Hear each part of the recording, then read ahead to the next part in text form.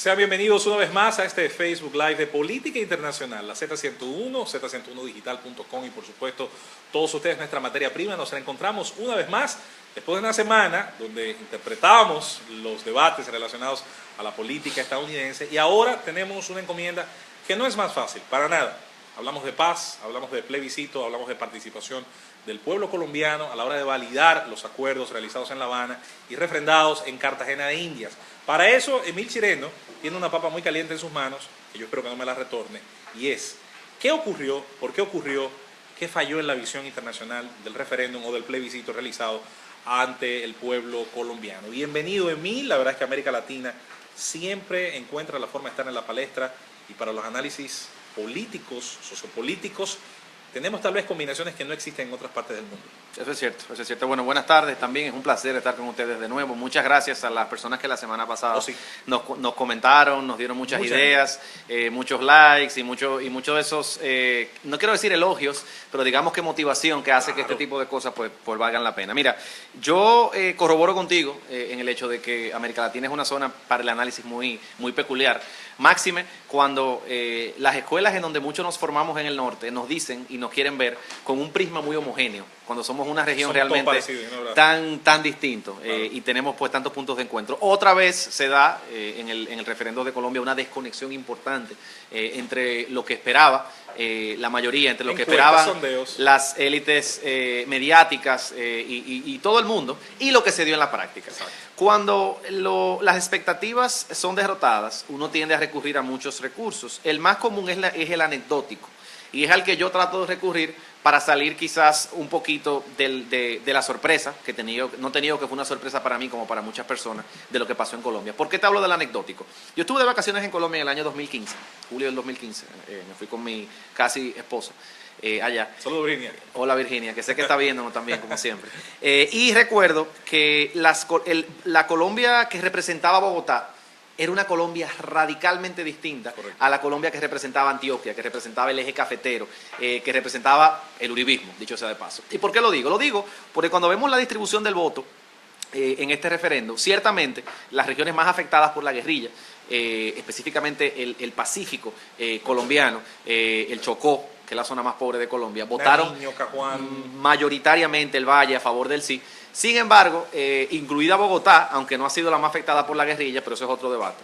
Sin embargo, Antioquia, esta región donde está, si se quiere, el corazón cafetero de Colombia, el corazón de la maquinaria de manufactura colombiana, votó mayoritariamente a favor del sí. ¿Qué cosas hay que destacar? La primera es que esto se da con un muy alto nivel de abstención, muy alto. De hecho, hablamos de una tasa o un porcentaje de electores de cerca de un 37-38% que fue a votar y un 63% que decidió no ir a votar. Eso es importante cuando se da una diferencia tan pequeña, señores, menos de 50,000 votos entre el sí y el no. Hubo, Emily, escúchame que te interrumpa, 5 departamentos donde la abstención fue mayor a un 70% y 2 de ellos mayor a un 80%. Eso es increíble, increíble. Eso cuando se está decidiendo un proceso de pacificación de un conflicto de casi 6 décadas llama mucho la atención. Ahora dirá alguien, Emil, ¿y no es acaso en Colombia la abstención un problema recurrente en los acontecimientos políticos, si se quiere, naturales, normales, cada 4 años en las elecciones presidenciales o demás? La abstención es un fenómeno de todas las democracias, no solamente de Colombia. En todos los lugares hay abstención. Lo que preocupa es que esa abstención va creciendo de forma significativa, no solamente en Colombia, sino también en Occidente. Y cuando combinamos una apatía por la política, un Occidente y un mundo que vive lo que tú y yo denominamos ahorita, citando a Carla, la antipolítica, combinado con un uso muy recurrente del referéndum, usado en el Reino Unido, miren con qué resultado, usado en Hungría recientemente, miren con qué resultado, usado en Tailandia también, miren con qué resultado, usado ahora en Colombia y miren con qué resultado. Eso para mí es algo que yo creo que merece un análisis un poquito más fino y más sofisticado que el que 30 minutos en este live nos permiten. Sin embargo, me limitaría a decir que el caso colombiano reafirma por nueva vez cómo la apatía hacia lo público, la apatía antipatía hacia la política en general es algo que está teniendo una manifestación fuerte, no solamente en Europa, no solamente en los Estados Unidos, no solamente en Asia, sino también aquí en la casa, en América Latina. ¿Quiénes son para mí ganadores de esto y perdedores? Uribe. Creo que Álvaro Uribe Vélez es el ganador número uno de este proceso. Creo que reafirma su vigencia política en el debate público en Colombia. Me abstengo de hacer las comparaciones históricas que muchos hacen de Uribe con Laureano Gómez, diciendo, bueno, él es el nuevo paladín de la hispanidad, del catolicismo, de la Colombia conservadora, de los valores cristianos, de la Colombia guerrera, y lo está intentando con éxito, aunque no quiero llegar al nivel de Laureano todavía. Pero creo que Uribe es un ganador importante. Creo que otro ganador importante es el Corazón, productor agrícola de Colombia, Antioquia, que vuelve a reafirmar su peso específico dentro de las grandes tomas de decisiones de ese país. Creo que un gran perdedor es Juan Manuel Santos, quien ha apostado su carrera política precisamente a este proceso de paz. Creo que un gran perdedor es el señor Logroño, que quizás tenía la oportunidad de pasar de ser un paria político a legitimar su vigencia política con un espacio garantizado en el Congreso, con emisoras y con todas las facilidades que le daba este acuerdo. Importante destacar, y es algo que también yo creo que habla mucho de Santos, no era necesario legalmente hacer un plebiscito. El plebiscito fue un mecanismo de legitimación política. No vinculante en la parte legal. Así es. De hecho, yo estuve hurgando un poquito la sentencia de la Corte Constitucional de Colombia, una sentencia bastante larga, 337 páginas. Todo el mundo, amicus curiae, ahí habló todo el mundo. Y la Corte, le traje de hecho un párrafo donde la Corte menciona específicamente por qué el plebiscito no era vinculante, y lo quiero compartir con ustedes muy brevemente. Antes de leer el plebiscito, gracias a Pedro Zavala desde la provincia de Duarte, eso es en San Francisco de Macorís, a Luis Alberto Nina, que dice que la abstención era de esperarse, generalmente no se va a votar en las elecciones per se, que son las más importantes, imagínese usted en este tipo de elementos. Euli de la Cruz, en el caso de los referéndums, dice que son manejables mediáticamente a corto plazo. Eso podremos analizarlo, porque eso es un dato interesante, cómo maneja la parte mediática, la estructura mediática, sobre todo con el discurso del miedo, el temor, que en esta parte fue importantísimo. Vámonos, Emil, porque vas a entrar al tema legal. A mí me interesa mucho, una vez hagas lectura y acopio de esto, donde vamos a entrar, hablar del acuerdo y de las partes en pugna, sobre todo la tendiente a las reparaciones, a la no individualización del tema legal y las reparaciones de quienes pudieron haber cometido crímenes de guerra. La gente se ha centrado solo en las FARC, pero bien pudiera ser aplicable ese mismo principio a elementos del ejército colombiano, a los paramilitares y a otras fuerzas irregulares también. Eso es así. De hecho, antes de ir al contenido del referéndum, del acuerdo per se, sobre la legalidad o no del referéndum, dice la Corte. De otro lado, es importante resaltar que los efectos vinculantes de la decisión del pueblo en el plebiscito especial cobijan exclusivamente al presidente de la República, sin que las mismas se extiendan a otros poderes públicos. Esto con el fin de preservar la separación de poderes y la índole política del plebiscito, características que no pueden ser utilizadas para que el gobernante, apoyado en la decisión popular, limite o enerve la acción de los demás poderes públicos. En pocas palabras, es muy posible que este proceso de negociación que se ve, entre comillas, abortado por este no, continúe perfectamente en la figura del Estado colombiano, no necesariamente en la figura del presidente, quizá el ministro de Defensa, puede seguir este proceso, y pareciera que la voluntad política es de que siga, porque de hecho, lo primero que dice Timoshenko o Logroño, yo creo que vuelve a ser Timoshenko, porque ya no hay acuerdo, era Logroño antes del acuerdo. Lo más correcto políticamente. Es que se mantiene el cese al fuego. Exacto. Santos dice que se mantiene y que la intención de continuar con el diálogo está, o sea que probablemente se le busque algún otro bajadero. Ahora, incluso llamó al Palacio de Nariño, llamó a las partes que en el referéndum votaron y auparon el no. Llamó a Uribe, llamó a otro personaje que no quiero dejarlo de lado, más adelante hablaremos del Fernando Londoño, para mí el ideólogo del no, aquel ex ministro de Interior de Uribe, un hombre inteligentísimo, se dice que podría ser la mano derecha es esta, la mano derecha de Uribe políticamente. Es un hombre que escribió artículos en los más reputados periódicos internacionales y que se convirtió tal vez en el hacha más visible a ese discurso que nos unificaba, que nos entusiasmaba, y donde yo, al igual que a mí, me considero un sorprendido con estos resultados, independientemente de que hayan sido solo 50.000, casi 60.000 votos de diferencia. De hecho, siguiendo con el mismo futuro político de Santos, nos pregunta Gabriela Pérez, Santos dijo que si ganaba el no, renunciaba. ¿Cómo afectará esto su mandato? Bueno, Gabriela, esto lo afecta específicamente en términos de la legitimidad que su mandato tiene. No quiere decir que exista una obligación legal ni ningún proceso para que él salga del poder. Es el presidente elegido por los colombianos y puede terminar su mandato perfectamente. Ahora, como un gesto político, probablemente para mostrar el grado de compromiso que tenía él con esta causa y lo importante que era para su propia trayectoria política, él apostó el todo por el todo. Ahora, eso no quiere decir, repito, que él tenga ninguna obligación de ninguna índole de renunciar a la presidencia de Colombia. Todo lo contrario. Probablemente él ahora va a salir con fuerzas renovadas. Exacto. Para tratar de salvar lo que él considera su legado y su aporte más importante a la historia de Colombia. Además de que tiene una condición muy particular, y esto es bastante llamativo, el prestigio internacional de Santos solo ha hecho subir. Él ha sido un ganador fuera de las fronteras de la política colombiana, es dentro donde ahora probablemente con este resultado del referéndum quizás pueda venir un cuestionamiento. Para Carlos Bermúdez, que es una pregunta que nos han hecho, yo diría que desde los resultados, Emil, y es el hecho de que si va a volver la muerte, los secuestros, el conflicto. Mire, soy de los que cree, y quiero saber la opinión de nuestro compañero, que no vamos a volver a cero. Esto no va a retornar a cero. Ni siquiera en un hipotético triunfo político más adelante de Álvaro Uribe, de la U y de sus movimientos adscritos al liberalismo tradicional, clásico, que ya definía Emil incluso como hispanista y salvaguarda de esa herencia cultural. Ni siquiera si surgiera esa posibilidad en el futuro más adelante, pienso que esto va a volver a cero. No se va a desandar totalmente el camino. Ahora, sí puede, y creo que van a existir variaciones, en lo que se negocie, sobre todo en ese principio de la judicialización de los conflictos o crímenes relacionados al curso de la guerra, además de un elemento importante.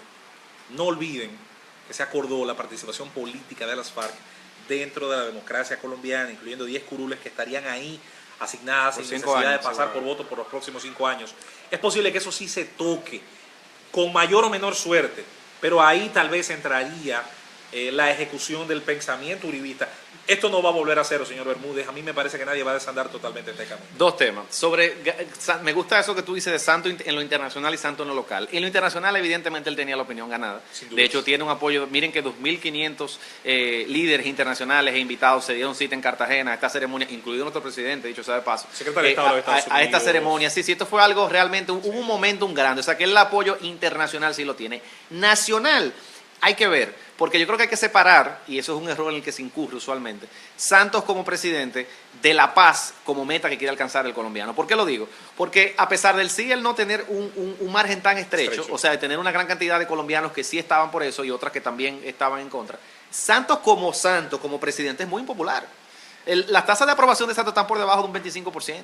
Entonces, es difícil uno quizás decir, pero ¿y cómo un presidente con esta tasa de aprobación pretendía convencer a la mayoría de su pueblo de algo que era tan propio de su agenda? Porque mucha gente ve paz Santos, pero no, paz Santos no, paz Colombia. Yo creo que todos los colombianos quieren la paz. O sea que yo creo que aunque Santos pierde legitimidad y su agenda política se ve afectada definitivamente, no todo está perdido. Sobre qué va a pasar después, retrotrayéndome a la pregunta de Carlos Bermúdez y que tú comentaste, ¿habrá más secuestro, habrá más extorsión? La voluntad política de continuar el cese a fuego está, porque es lo primero que dicen los dos líderes. Sin embargo, hay algo que no debemos dejar de lado en este análisis, porque tenemos que ser rigurosos cuando analizamos. Señores, esto quizás no provea un incentivo, si no se da una salida ahora adecuada, a las otras fuerzas que están ahí, que no fueron parte, el ELN, el Ejército de Liberación Nacional, que quizás si ponderó hace 3 semanas seguir el mismo curso que la FARC, hoy diga, pero espérate, justo antes de nosotros demovilizarnos,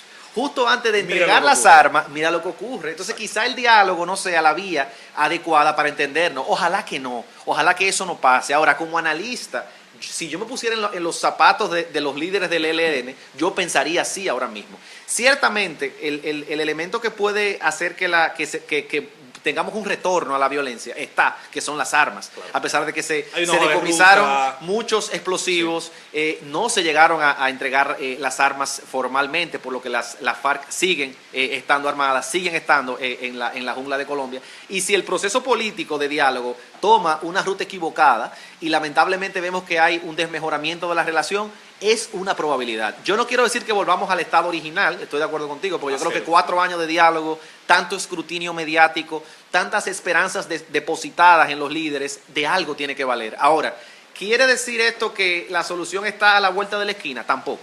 porque la sociedad colombiana es una sociedad muy dividida Muy con compleja, este tema. muy compleja. De hecho, eran los conductores de los taxis y de los autobuses turísticos cuando yo estuve en Antioquia, los que hablaban con más pasión de la lucha contra la FARC, lo que identificaban la propia narrativa histórica de Colombia como una narrativa de un Estado que se está tratando de imponer al terrorismo, y eso no es algo que se logra eliminar con un acuerdo, ni con un año, ni con dos, toma mucho tiempo. Y por eso, Emil, yo agregaría una lectura muy acertada que hacías en el inicio. También hay un triunfo de una Colombia urbana sobre una Colombia rural, exceptuando el sector cafetero. Exceptuando el sector cafetero y a los latifundios, ha habido un triunfo del colombiano de la ciudad con acceso a una serie de elementos formativos, y sí, lo académico tiene que ver, esto dicho sin ningún tipo de acritud hacia los ciudadanos que producto de muchísimas limitaciones tal vez no puedan darse esos lujos, vamos a llamarle, que sí se pueden dar los colombianos de la ciudad. Pero dentro de la composición social colombiana, que es bastante compleja, y ya decía Emil, qué pena que muchas veces en los centros de pensamiento externos identifiquen a las poblaciones de América Latina como un todo muy parecido, como un cartón de huevos. Eso no es cierto.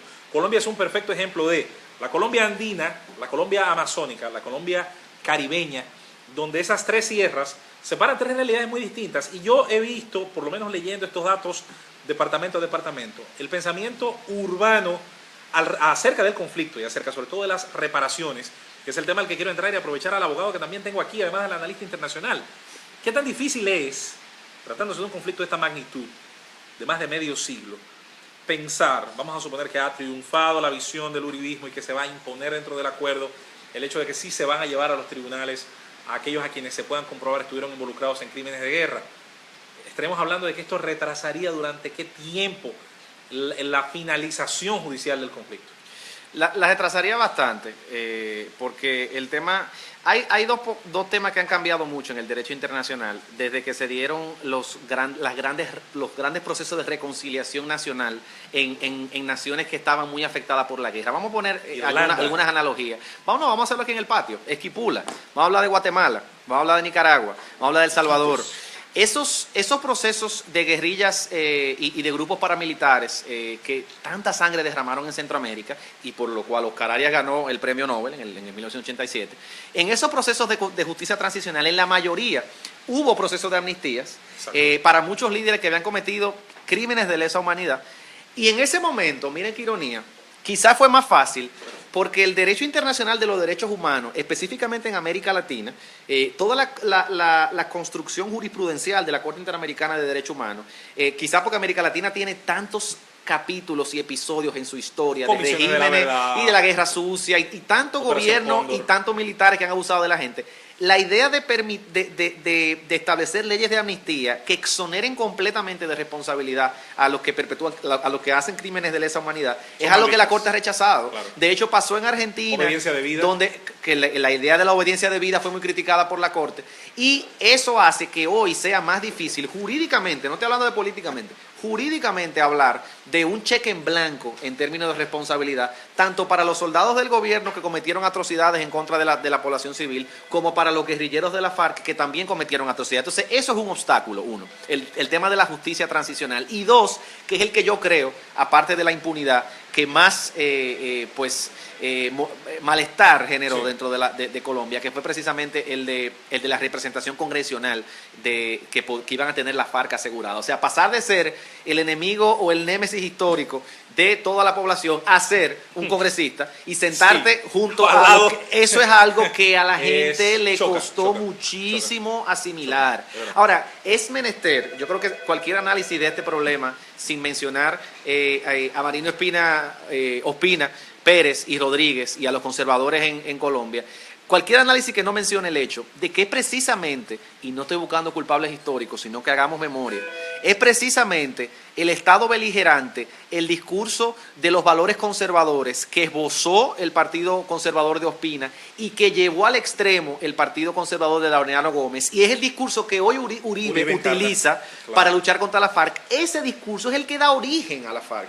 Porque lo que mucha gente se le olvida es que el origen de las guerrillas y de las insurgencias en Colombia está precisamente en la represión del Estado al Partido Liberal en la década de los 30. La violencia que comienza con la matanza de Jorge Eliezer Gaitán en el año 1948, 9 de abril, cuando se estaba celebrando la famosa 9ª conferencia panamericana, que es cuando nace la OEA. Que se iba a ver con un estudiante de Fidel derecho, Castro. Cubano. Sí. No es una casualidad, Sí. se iba a Que ver Balaguer estaba en la conferencia, pero desde la óptica del gobierno, y Fidel desde la Estaba óptica de la insurgencia en una misma Exacto. ciudad, única vez en la historia. Atención a esto. Dato Entonces, curioso. Antes de leer un par de las preguntas que nos escriben, de hecho he estado bastante activo y qué bueno el tema de los comentarios, no olvidemos que para el conservadurismo colombiano la idea, la venta de un concepto de paz sobre aniquilación total, paz impuesta incondicionalmente al vencido, había sido siempre, había causado siempre un importante respaldo político. Y es ahí donde ocurre la gran división Uribe-Santos. Santos, el ministro de Defensa del gobierno uribista, y el hombre que llevó a cabo un proceso que mucha gente ha obviado, Emil, debilitar a las FARC, eliminando del secretariado figuras como el Mono Jojoy y otros, que en incursiones aéreas, en incursiones punitivas, desarrolladas específicamente sobre lo que no pudo desarrollar militarmente las FARC, guerra aérea. Manuel Marulanda también. Carísima. El famoso tiro fijo. El secretariado de las FARC cambió y ese cambio es el que propicia hoy, entre otras cosas, estas conversaciones de paz. No olvidemos, para Luis Alberto Nina, ¿cuáles fueron los puntos que diríamos nosotros con los cuales él no estuvo más en desacuerdo para este pacto? Ya mencionamos el más importante, creo. Creo que son 3, pero mencionamos 2. Mencionamos primero el tema de lo que muchos consideran impunidad. Exacto. Que muchos soldados que confesaran haber cometido crímenes de lesa humanidad la iban a condenar a un régimen de libertad restringida, algo que nadie sabe qué significa, pero que todo el mundo se espera que es una especie de prisión domiciliaria, algo que muchos colombianos ven con muy malos ojos. 1. 2. La representación congresional asegurada que iban a tener la FARC en los términos del acuerdo.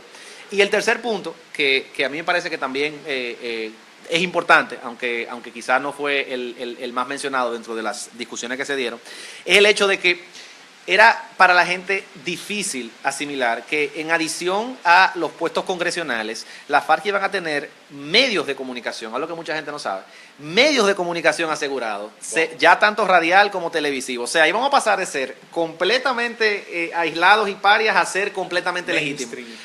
Las encuestas de opinión sobre la opinión de la FARC que tiene el pueblo, señores, más de un 90% de forma sistemática de los colombianos tiene una visión muy negativa de la FARC. O sea que eso es algo que, combinado con la campaña activa que llevó a cabo Álvaro Uribe Vélez, y también muy inteligente en ciertos frentes, y también combinado con una alta tasa de abstención, que a mí me luce, en mi opinión, digan lo que digan, en mi opinión fue el factor que hizo posible que esta victoria del no se impusiera, es lo que da el resultado que tenemos hoy. La ideologización del plebiscito es bastante llamativa. Para el votante conservador, de derecha, negado a admitir una negociación de este tipo ante las FARC, que de hecho, más que negociación, se le llamó claudicación, rendición y demás, que son nombres que tienen un efecto político, se relacionó a las FARC, las conversaciones en Cuba, la influencia de los Castros, el patrocinio durante un buen tiempo, no olvidemos, de las Fuerzas Armadas Revolucionarias de Colombia, de Hugo Chávez, la presencia de la izquierda colombiana, Piedad Córdoba y otros líderes importantes alrededor de los acuerdos. Ese matiz ideológico, Emil, a la larga, ¿qué importancia tiene? Hemos visto a partidos políticos del resto del mundo, incluso la izquierda española y la derecha española, enfrentarse en las redes y en algunos capítulos mediáticos precisamente por este punto. Ustedes apoyan al chavismo, apoyan al castrismo y apoyan a las FARC y apoyan, por tanto, un acuerdo que de alguna manera apremia, y es lo que se ha vendido, no es la idea mía, a las Fuerzas Armadas Revolucionarias de Colombia. Pero es que a mí eso no me sorprende, José Luis. O sea, no hay nada que tenga una opinión más amena de una guerrilla o de un dictador que un extranjero, que no sufre las consecuencias de ella. Exacto. O sea, a mí nunca se me olvida, en Copenhague, yo estuve en Copenhague en el año 2009, en Dinamarca, que en aquel momento, cuando la nueva izquierda latinoamericana estaba pujante, habían unos letreros enormes en las calles de algunas ONG diciendo el cambio se está generando en América Latina, y había una foto de Hugo Chávez, otra foto de Evo, incluso una foto de Zelaya vi yo ahí con el sombrero blanco. Y la forma en que la gente te hablaba de los liderazgos políticos de estas figuras y de los cambios sociales que estaban generando revolucionarios, era tan idílica, era tan romántica, que ciertamente te hacían entender que había una desconexión muy grande entre lo que pasaba en el terreno y lo que se vendía afuera. Por lo que siempre vamos a encontrar partidos en España, vamos a encontrar siempre personas en muchos países hablando maravillas de estos grupos que tienen un vacío ideológico importante, José Luis. Yo no creo que a mí nadie me pueda defender que hoy la FARC de verdad viven bajo un dictamen y una creencia fiel al marxismo-leninismo que en sus estatutos encontramos. No es cierto. Un grupo que recurre al narco para financiar sus actividades, como lo han hecho, no es verdad, no es verdad, no es verdad. Lo que pasa es que comenzamos con la ideología como vehículo, claro, pero luego en la práctica pues tenemos que olvidarnos un poquito de ella. Eso es así.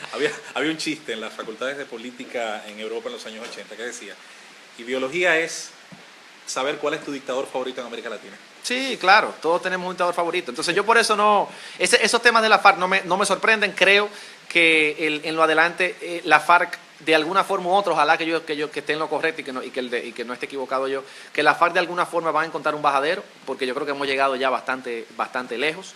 Pero no olvidemos, y eso es un punto muy válido que tú haces, José Luis, que si estamos negociando ahora es porque llevó Colombia en algún momento a la FARC a negociar.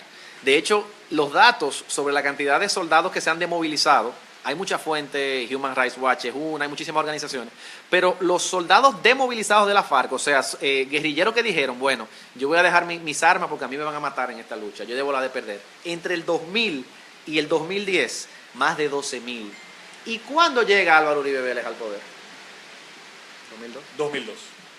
Es precisamente durante los 8 años de gobierno de Álvaro Uribe cuando se reduce de forma más significativa la cantidad, claro, de efectivos de la FARC. Entonces es esa debilidad lo que los lleva a negociar. Si no existiese esa debilidad, quizá no hubiese la intención de negociar. ¿Quiere decir eso que tenemos que hacer lo mismo que hizo Álvaro Uribe otra vez? No. Porque incluso el costo humano de lograr eso es muy alto. El escándalo de los famosos falsos positivos y las personas que había que reportar en las tablillas del ejército como guerrilleros asesinados, que eran civiles, eso está ahí, señores, y lo sabemos. El crimen y las atrocidades que se cometieron están. Y el factor del narcotráfico, porque se le estaría dando más tiempo al narcotráfico como un elemento, que es el que abastece, no olviden, a todas las fuerzas irregulares. ¿Cómo se armaban, uniformaban y desarrollaban la logística necesaria para mantenerse en combate, tanto paramilitares como las guerrillas, no solamente las FARC? Obviamente nadie se iba a negar, señores, a abrirle espacio dentro de su tienda, dentro de su territorio, al negocio más rentable del mundo, el narcotráfico, que por tanto necesita un matrimonio indisoluble también con la violencia, con las armas, y que de alguna manera encajaba perfectamente con esto. Los campos minados, de los que se habla muy poco, por cierto, en el conflicto colombiano, ¿a dónde estaban? ¿Estaban acaso alrededor de frentes estratégicos? No, estaban alrededor de los cultivos ilícitos, porque era un botín de guerra. Es importante no olvidar también esa parte. Claro, eso es crucial. Y de hecho, me retrotraigo. Yo hace unos días terminé de leer Vivir para contarla, la biografía del famoso Gabriel García Márquez. Y cuando él habla, la biografía termina en el año 1958, tiene que partir a Europa.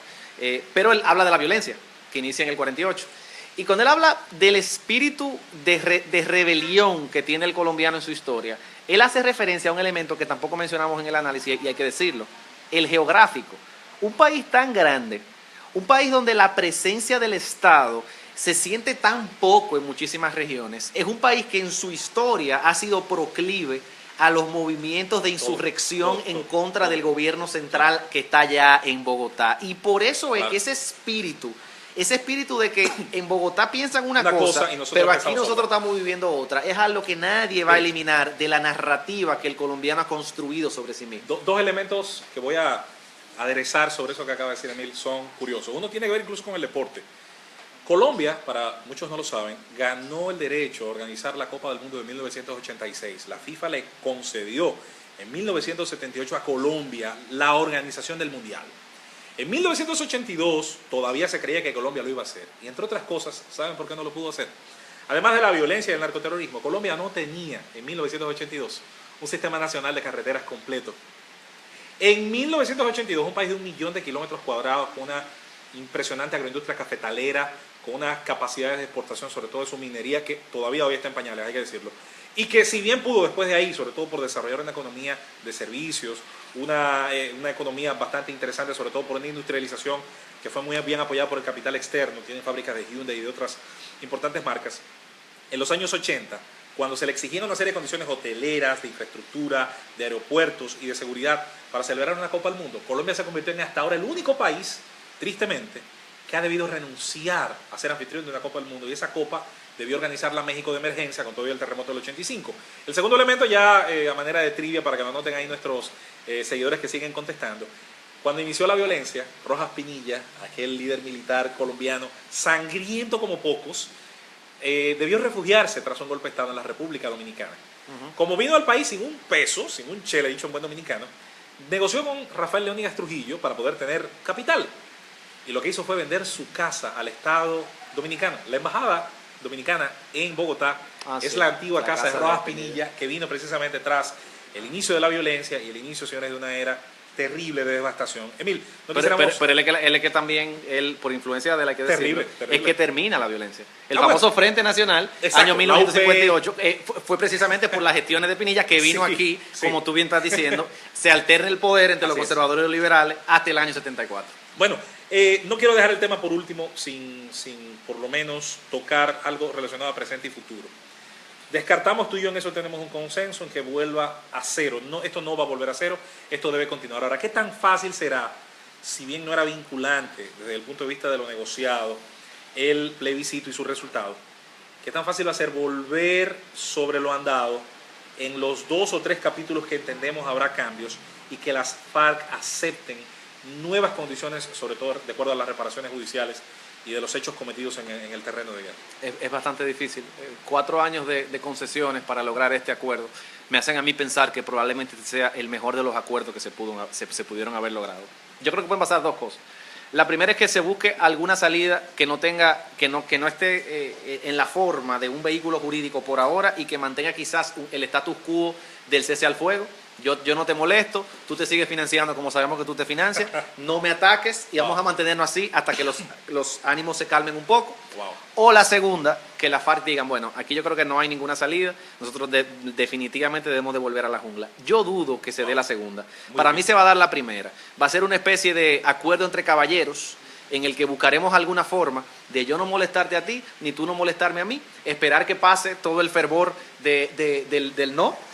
Y tratar de buscar un entendimiento. A mí en todo esto lo que me preocupa no es lo que va a pasar con Timoshenko, porque yo creo que ya él se va a mantener así. Es lo que puede pasar con el ELN, que si bien es cierto, no tiene ni la mitad del poder que tiene la FARC en términos militares, sigue siendo exactamente un grupo armado, sigue teniendo muchas pruebas de beligerancia y no tiene ningún incentivo para sentarse en la mesa de diálogo ahora mismo con el gobierno, porque vio que su competidor, porque compiten en muchos lugares en Colombia, mire lo que le está pasando por intentar salir negociadamente de este conflicto. 250.000 de muertos, 250, 260.000, cifras fatales, una contabilidad macabra, alrededor de 6 millones de desplazados, 2 millones de exiliados.